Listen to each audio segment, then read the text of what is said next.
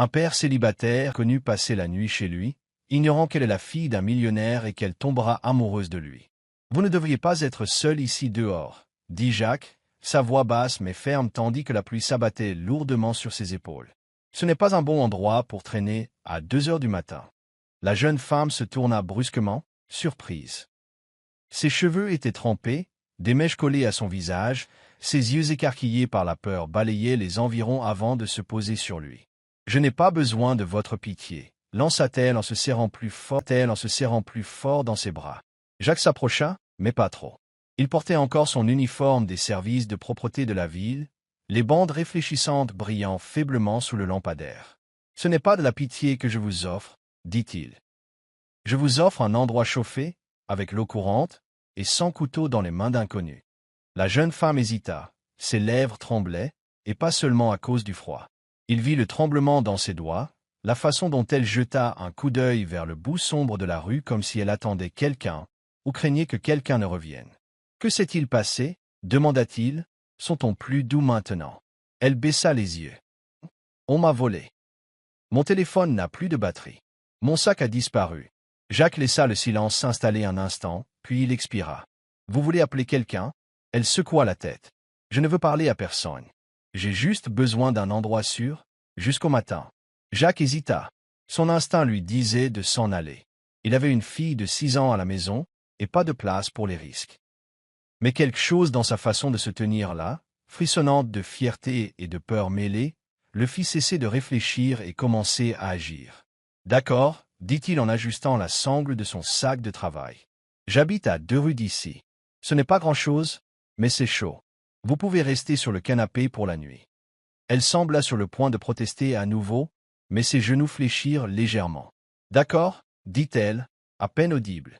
Ils marchèrent en silence. Jacques gardait une petite distance, respectueuse, mais vigilante.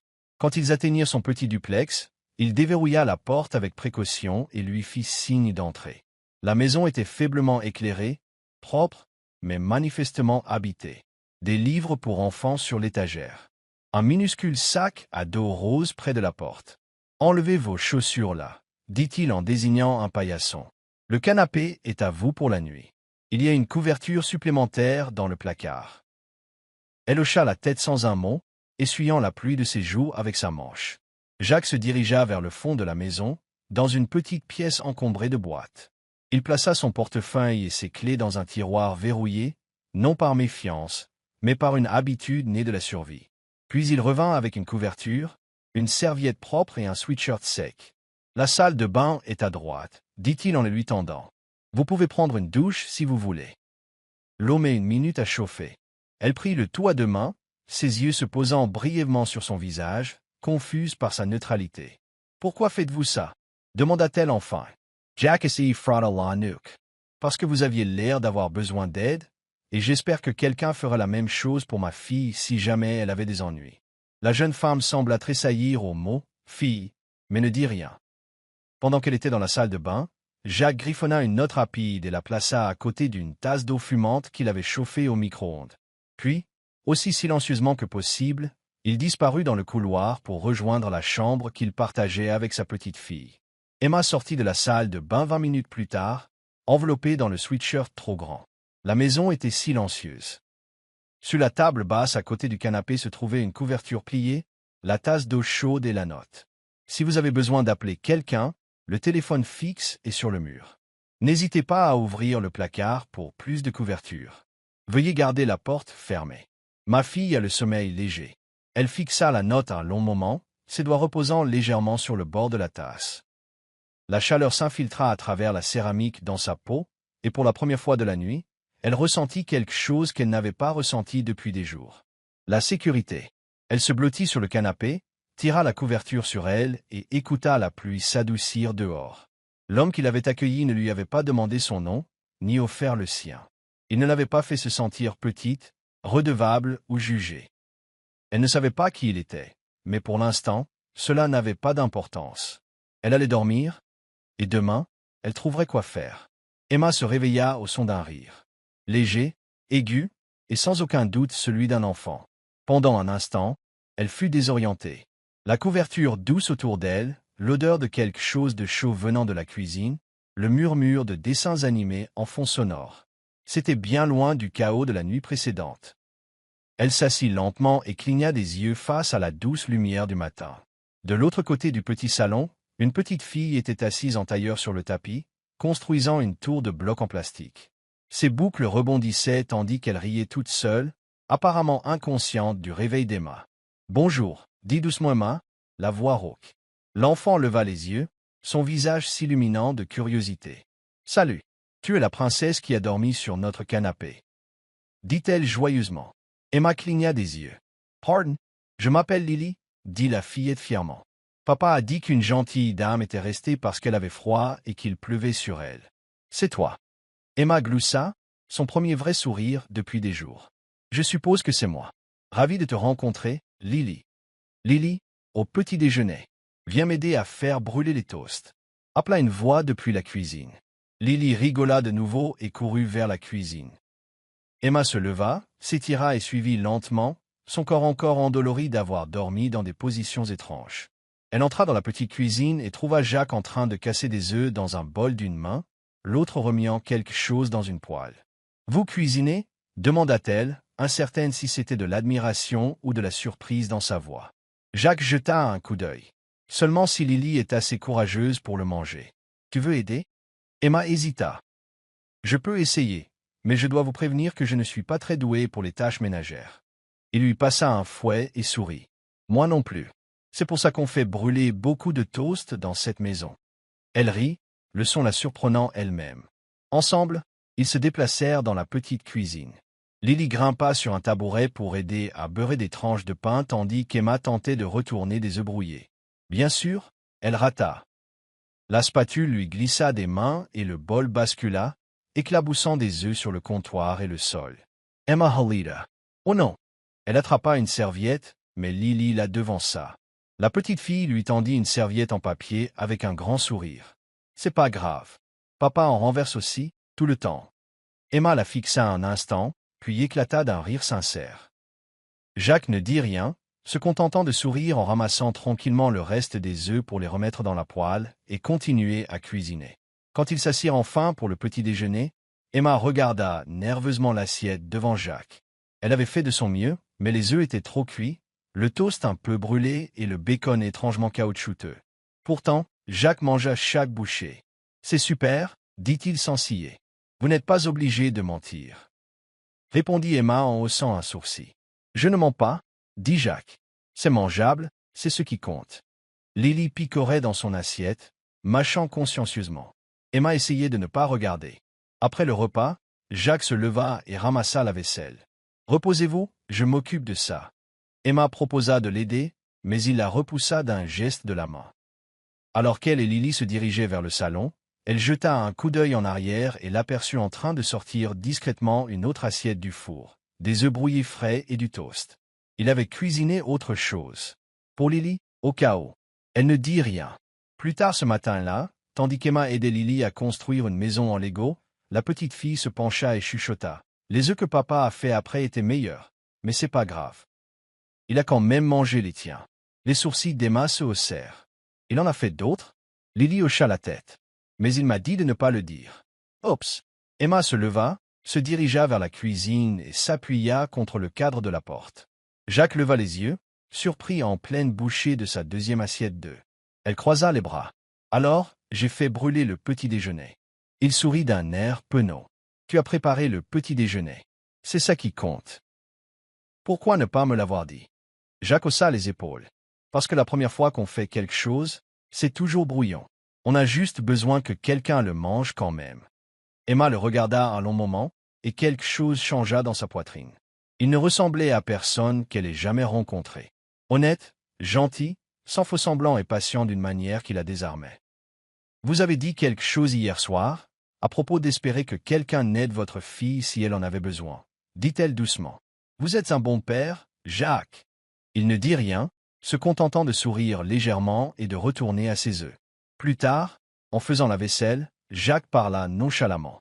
Il y a une laverie automatique au bout de la rue. Le propriétaire est un ami. Je pourrais lui demander s'ils ont besoin d'aide, si tu comptes rester en ville un moment. Emma hésita. Peut-être. Je dois gagner un peu d'argent en attendant mes papiers. J'ai tout perdu. Comme un travail et une carte d'identité. Quelque chose comme ça, répondit-elle. Je suis étudiante. Où j'étais? Où de LA. C'est compliqué. Jacques ne posa pas plus de questions. Il hocha simplement la tête. Dis-moi si tu veux aller voir à la laverie. Je t'accompagnerai. Emma le regardait de nouveau. Cet homme n'avait aucune idée de qui elle était vraiment. Et il s'en fichait. Il l'aidait, non par obligation, mais parce que c'était simplement qui il était.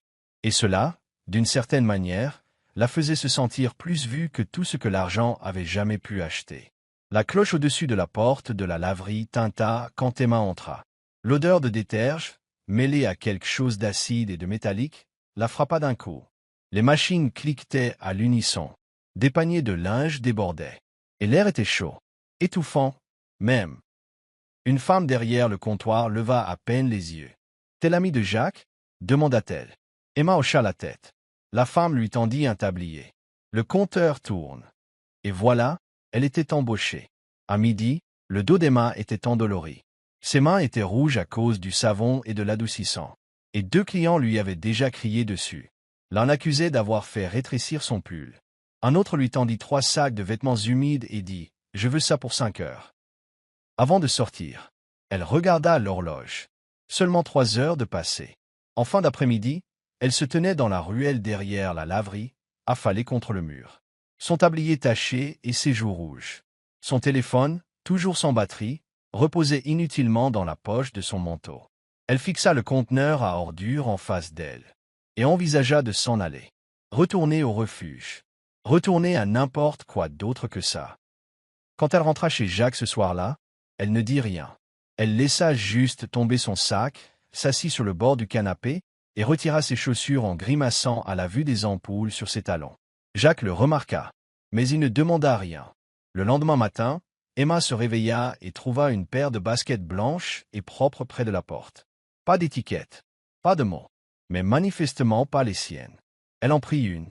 Légère, solide, exactement sa taille. À l'intérieur d'une chaussure, un petit bout de papier était soigneusement plié.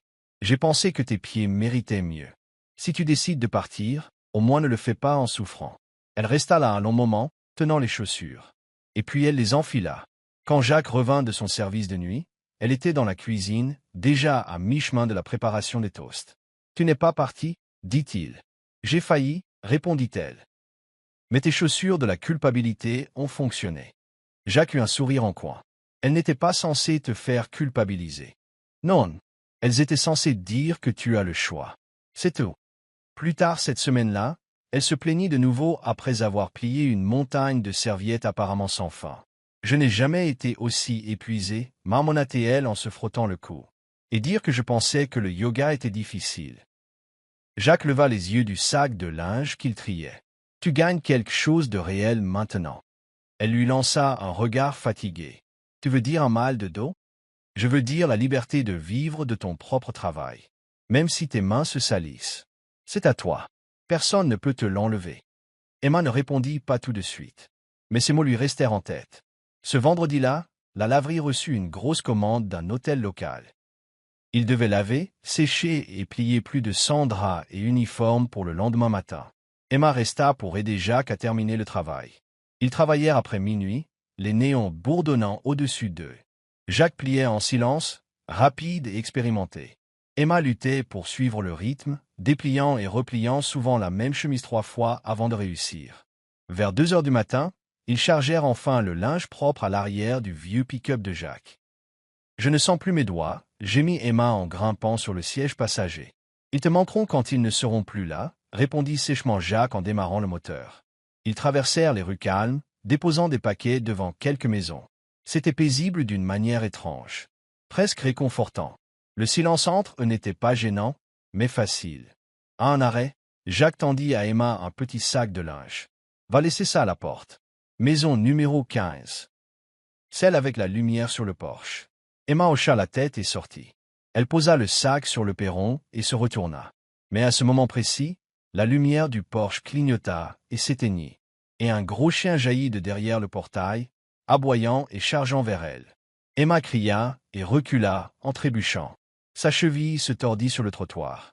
Elle heurta durement le sol, ses paumes s'écorchant sur le béton. La portière du camion claqua. Jacques courait déjà vers elle.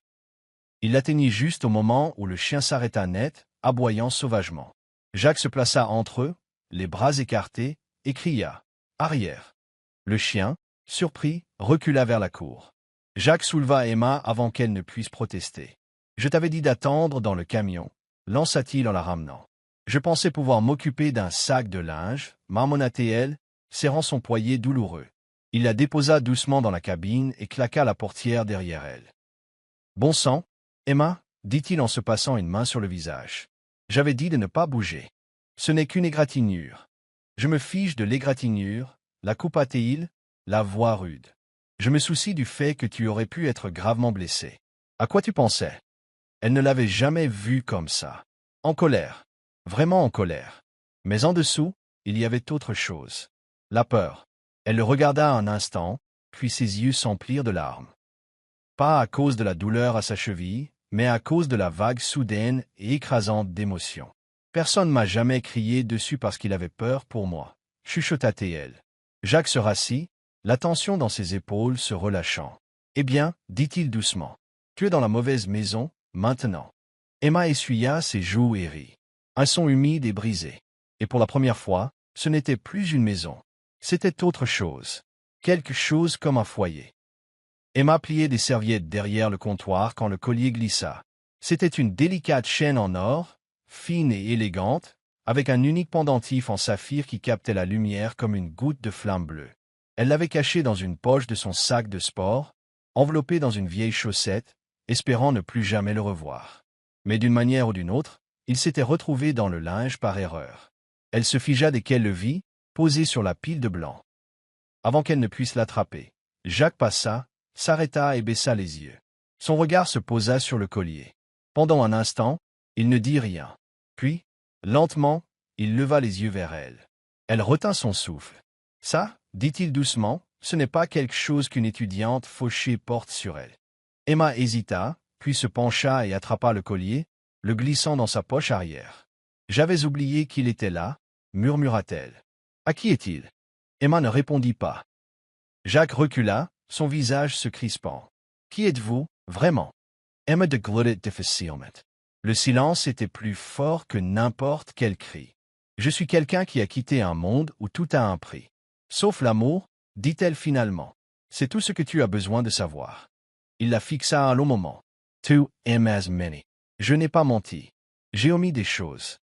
La voix de Jacques se fit plus basse. « C'est la même chose. » Les lèvres d'Emma tremblèrent, mais elle se détourna, les mains tremblantes. « Sais-tu ce que c'est, d'être observé à chaque instant de ta vie, qu'on te dise qui aimer, ou aller, ce que tu dois devenir? » Non, dit Jacques, mais je sais ce que c'est d'être honnête avec quelqu'un qui ne l'est pas. Ils restèrent là en silence. Le bourdonnement des machines était le seul son entre eux. Emma sentit les larmes monter, mais refusa de les laisser couler. Avant que l'un ou l'autre ne puisse parler à nouveau, la porte s'ouvrit brusquement. Un homme avec une veste en cuir et une casquette de baseball entra, tenant un smartphone. Ses yeux se fixèrent sur Emma. « La voilà », marmonna-t-il en levant son appareil. Le souffle d'Emma se coupa.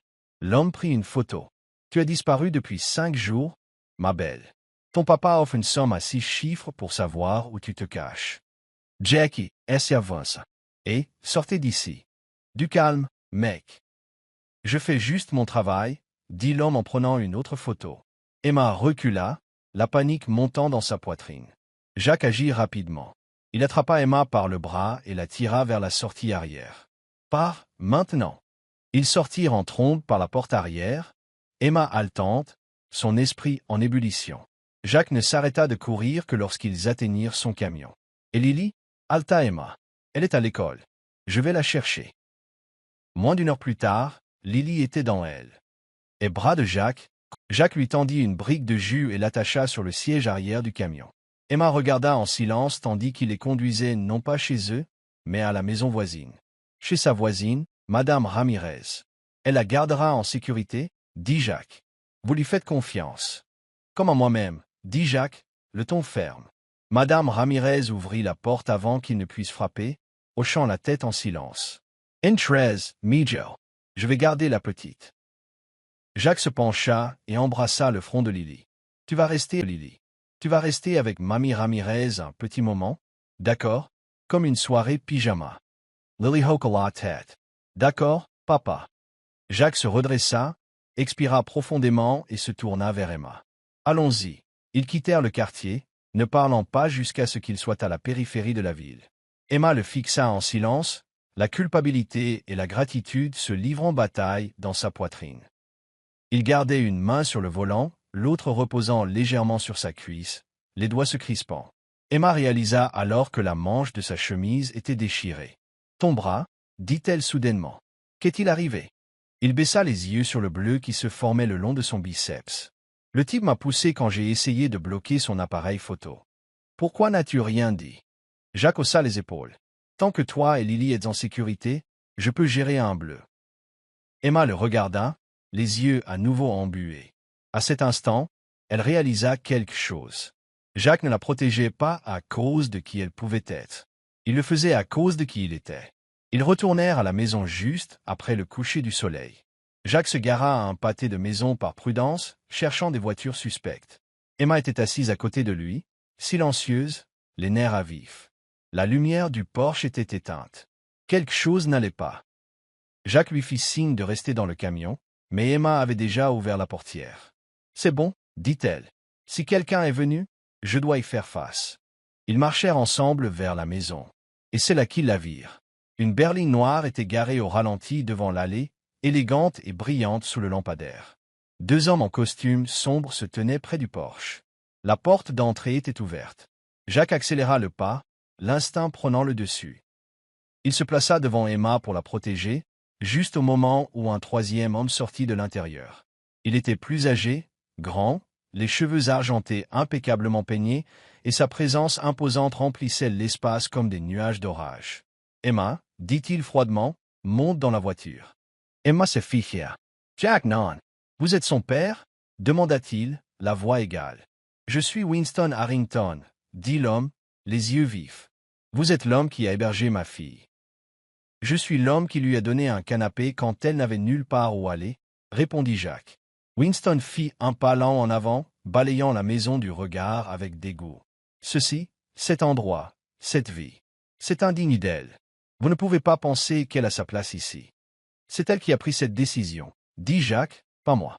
Vous ne pouvez pas la retenir ici. »« Je ne retiens personne, » dit Jacques, le ton plus dur maintenant, « mais je ne vais pas vous la livrer comme si c'était une mallette non plus. » Les yeux de Winston se plissèrent. « Vous ne savez pas qui elle est. »« Je me fiche de qui elle est, » rétorqua Jacques. « Je sais quel genre de personne elle est, et je sais qu'elle est en sécurité ici. » Emma s'interposa entre eux. Sa voix était stable, bien que ses mains tremblent. « Papa, arrête. Tu as bien fait comprendre ton point de vue, » dit Winston en faisant un geste à ses hommes. « Maintenant, rentre à la maison. »« Ma maison, c'est ici, » chuchota-t-elle. « Non, » dit-il fermement. « C'est là où tu t'es enfui, pas là où est ta place. » Jacques se tourna vers Emma. « Tu n'es pas obligé de partir. » Mais elle regardait déjà la voiture. Ses yeux étaient humides. « Je crois que si. »« Personne ne te force » dit Jacques. « Si, ils le font, » répondit-elle, la voix brisée. « Simplement pas avec des mots. » Il comprit. La pression n'était pas physique. C'était le poids d'une vie à laquelle elle avait tenté d'échapper, s'écrasant à nouveau sur elle. Elle recula lentement, comme si elle avait peur de ce qui se passerait si elle bougeait trop vite. Il ne la suivit pas. Elle se tourna vers la voiture. Un des gardes du corps ouvrit la portière. Winston ne dit rien. Sa mission était accomplie. Emma s'arrêta au bord du trottoir, le dos toujours tourné à Jacques. « Je suis désolée, » dit-elle doucement, sans se retourner. Il ne répondit pas. Il ne pouvait pas. La portière se referma derrière elle, le son comme un chapitre final qui se clôt. Jacques resta sur le porche tandis que la voiture s'éloignait. Les feux arrière, saignant dans la nuit. Ses poings étaient serrés, sa mâchoire contractée. À l'intérieur, la maison était silencieuse. Vide d'une manière qu'elle n'avait pas été depuis des semaines. Il ne dit pas un mot. Il ferma juste la porte et éteignit la lumière du porche. Les jours qui suivirent furent plus calmes. Trop calmes. Jacques fonctionnait en pilote automatique. Il pointait à ses services de nuit, poussait le balai dans les rues de la ville et rentrait juste avant le lever du soleil. Mais quelque chose en lui s'était émoussé. Ses yeux ne s'illuminaient plus quand Lily le saluait le matin. Ses mains bougeaient mécaniquement tandis qu'il préparait son déjeuner, la coiffait et l'accompagnait au bus. Il ne lui avait pas dit pourquoi Emma était partie, juste que parfois les gens devaient partir, et que ce n'était pas parce qu'ils ne s'en souciaient pas.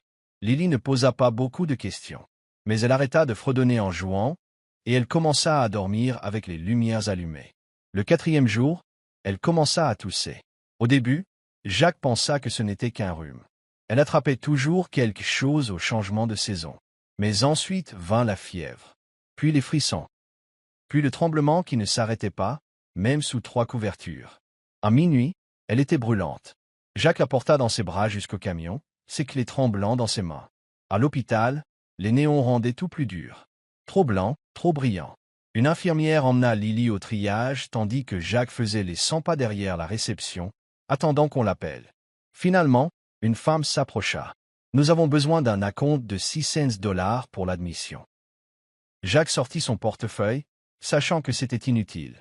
Il avait à peine plus de 100 $ sur lui. « Je peux payer une partie maintenant ?» demanda-t-il. « Je couvrirai le reste dans quelques jours. » La femme hésita. La politique de l'hôpital est... « S'il vous plaît ?» dit Jacques, la voix brisée. Elle a 6 ans. Il était encore en train de discuter quand une voix retentit dans le couloir derrière lui. « Je m'en occupe. » Il se retourna. Emma était là. Son manteau drapé sur son bras, ses cheveux humides de la pluie. Elle passa devant lui sans attendre de réaction et tendit sa carte à la réceptionniste. « Mettez tout sur mon compte, » dit-elle. « Frais de chambre, médicaments, analyse, tout. » L'infirmière tapa rapidement. « Avez-vous un lien de parenté avec la patiente ?» Emma regarda Jacques, puis dit « oui ». Jacques resta figé tandis qu'il conduisait Lily dans une chambre. 1 heure plus tard, après que les médecins eurent confirmé qu'il s'agissait d'une infection virale, traitable mais nécessitant une surveillance, Jacques s'assit au chevet de sa fille, les coudes sur les genoux, la tête dans les mains. Emma, interest silence usement. Il ne leva pas les yeux tout de suite. Quand il le fit, sa voix était basse. Tu n'étais pas obligé de faire ça. Elle s'assit sur la chaise à côté de lui. Je sais. Elle expira, tremblante. Je suis désolé. Tu n'aurais pas dû être entraîné là-dedans. Emma regarda Lily, dormant avec un léger froncement de sourcils sur son visage fiévreux. Tu ne m'as pas entraîné là-dedans, Jacques. Je suis revenu. Il hocha lentement la tête. Puis sa voix baissa de nouveau, épaisse d'une émotion qu'il ne laisserait pas couler. Je sais que tu ne me dois rien, dit-il. Mais merci d'être revenu. Emma se pencha en arrière sur la chaise et fixa le plafond un instant. Tu m'as dit une fois que tout le monde mérite de marcher sans douleur, dit-elle. Ça vaut aussi pour les cœurs. Ils restèrent assis en silence, le seul son étant le bip du moniteur de Lily et le doux bruissement des machines. Pour la première fois depuis des jours, Jacques s'autorisa à respirer. Non seulement parce que Lily était en sécurité, mais parce qu'Emma était revenue. Emma se tenait dans le couloir en marbre du pantouse de son père, ses chaussures silencieuses sur le sol poli. Les fenêtres s'étendaient du sol au plafond, offrant une vue scintillante de la ville, mais rien de tout cela ne l'émouvait. Elle n'était pas là pour la vue. Winston Harrington était assis au bout d'une longue table en verre, lisant la section financière du journal. Il ne leva pas les yeux quand elle entra. « Je me doutais que tu reviendrais une fois la poussière retombée, » dit-il froidement. « Je ne suis pas revenu, » répondit Emma. « Je suis venu pour parler. » Winston plia le journal avec un calme exagéré. « Tu vis dans le déni, Emma. À courir et jouer au ménage avec un homme qui cumule 3 emplois justes pour joindre les 2 bouts. » Emma croisa les bras. « Cet homme m'a sauvé. »« De quoi ?» se moqua-t-il. « D'un petit inconfort. Tu avais tout, un avenir, la sécurité, un héritage, et tu as tout jeté pourquoi ?» Emma s'approcha. « Je n'ai rien jeté. Je suis parti. Il y a une différence. » Winston se leva de sa chaise. « Tu as tout abandonné pour te cacher dans une boîte à chaussures avec un concierge. » La voix d'Emma ne vacilla pas. « Ce n'est pas un concierge. C'est un père. Un homme qui est là chaque jour pour sa fille, sans faute. Un homme qui m'a appris plus sur la force en 3 semaines que toi en 30 ans. » Winston plissa les yeux. « Tu vas le choisir, lui, plutôt que ça, plutôt que moi ?» Elle le regarda droit dans les yeux. « Je choisis ma vie. Ma voix. » Et oui, l'homme qui vit de ses mains et de son cœur. Ses lèvres se resserrèrent. « Tu l'aimes ?» « Oui. » Il expira brusquement, comme si le mot lui-même l'avait blessé. Il ne peut rien t'offrir. Emma Surratt Dousement. Il m'offre tout ce qui compte. Winston se dirigea vers la fenêtre. Ce n'est pas un conte de fées, Emma. La vraie vie est dure.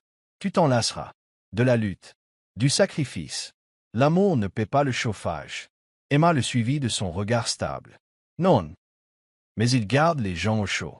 Il se tourna brusquement, rencontrant enfin son regard avec quelque chose de vulnérable dans les yeux. Tu penses qu'il peut te protéger, subvenir à tes besoins? Il l'a déjà fait, dit-elle. Pas avec de l'argent. Avec de la dignité. Avec de la vérité. Il y eut un long silence. Puis Winston se dirigea vers le bar et se servit un verre. Je n'ai jamais voulu être le méchant, marmonna-t-il. J.I.C.S. dit Emma. Tu as juste oublié comment être une personne.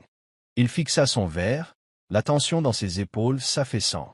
Il a quelque chose que je n'ai pas. Emma pencha la tête. Tu veux dire une fille qui l'aime pour ce qu'il est? Il leva brusquement les yeux. Elle ne broncha pas. Je retourne là-bas, dit-elle simplement. Vers lui. Vers la vie que j'ai choisie. Et cette fois, je ne fuis pas. Je marche vers elle. Winston ne l'arrêta pas. Il ne s'excusa pas non plus. Mais alors qu'elle atteignait la porte, sa voix l'arrêta. Desley. Il hésita. Dis-lui qu'il a de la chance. Elle se retourna. Non, dit-elle doucement. C'est moi qui ai de la chance. Et puis elle sortit. Sous la pluie. Dans le bruit. Dans sa vraie vie. Elle ne regarda pas en arrière. On frappa juste après le lever du soleil. Jacques était dans la cuisine en train de faire des pancakes en forme de dinosaure. Les préférés de Lily. Il s'essuya les mains sur une serviette, s'attendant au facteur, ou peut-être à Madame Ramirez déposant des tamales faits maison. Il ouvrit la porte et se figea. Emma était là, les cheveux relevés en un chignon désordonné, sa veste humide de la rosée du matin. Dans ses mains, elle tenait un petit sac en papier brun. Pour Lily, dit-elle doucement, des muffins aux myrtilles. Des vrais, sans conservateur. Jacques ne dit rien. Je ne suis pas là pour passer la nuit. Ajouta-t-elle rapidement, la voix stable. Je suis là pour rester. Si tu veux bien de moi. Il chercha le doute sur son visage, mais n'en trouva aucun. Nous ne sommes pas riches, dit-il, la voix rauque. Emma s'approcha. J'ai tout eu, Jacques. L'argent, les voyages, le luxe. Mais je n'ai jamais eu une cuisine où quelqu'un faisait des pancakes en forme de dinosaure. Je n'ai jamais eu une maison qui me donnait l'impression de m'aimer en retour. Jacques la fixa. Le poids de chaque nuit blanche, de chaque mot non dit, de chaque sentiment enfoui, menaçant d'éclater. Cette maison est petite. C'est suffisant, dit-elle. Elle est pleine de cœur. Ses yeux s'adoucirent. Nous n'avons pas grand-chose. J'avais tout, répéta-t-elle, la voix plus douce maintenant. Je n'avais juste pas de famille. Une petite voix les interrompit. Emma. Ils se tournèrent tous les deux pour voir Lily dans l'embrasure de la porte, se frottant les yeux. Emma, Sagenuela. Et, rayon de soleil. J'ai apporté des muffins. Lily courut vers elle, ses bras s'enroulant fermement autour de son cou. Tu restes pour toujours. Emma leva les yeux vers Jacques. Il hocha la tête. Elle sourit à travers ses larmes. Oh Weiss, Mapuche. Pour toujours, ça me va. 2 mois plus tard, par un samedi matin frais, le parc était animé de familles, de chiens, de rires et d'odeurs de nourriture fraîche. Le vieux camion de Jacques avait été transformé en stand de nourriture pour le week-end. L'idée d'Emma. Les confitures de Jacques, lisait-on sur le panneau. Burrito du petit-déjeuner, muffins et café. Emma s'occupait de la plaque de cuisson pendant que Jacques prenait les commandes. Lily distribuait des serviettes et des autocollants aux clients avec un sourire fier. Il ne faisait pas fortune, mais il gagnait assez. Et il construisait autre chose, une vie. Emma retourna un pancake et surprit Jacques en train de la regarder. Il sourit et articula sans un son. « Merci. » Elle lui rendit son sourire. Pour la première fois de sa vie, elle n'avait pas besoin d'un palais pour se sentir comme une reine. Elle avait juste besoin d'eux. Parfois, les vies les plus riches ne sont pas bâties avec la fortune, mais avec la gentillesse, l'honnêteté et le courage de choisir l'amour plutôt que la peur. Jacques n'avait rien à offrir qu'un canapé, une tasse d'eau chaude et un cœur tranquille plein de dignité. Et c'était exactement ce dont Emma avait besoin pour trouver la seule chose que son monde ne lui avait jamais donnée. Un foyer. Merci d'avoir regardé cette histoire. Si elle a touché votre cœur, veuillez lui donner un pouce levé et la partager avec quelqu'un qui croit aux secondes chances et aux miracles simples. Et n'oubliez pas de vous abonner à Soul Steering Stories pour d'autres contes réconfortants qui guérissent, inspirent et nous rappellent à tous le pouvoir de la compassion. À la prochaine histoire.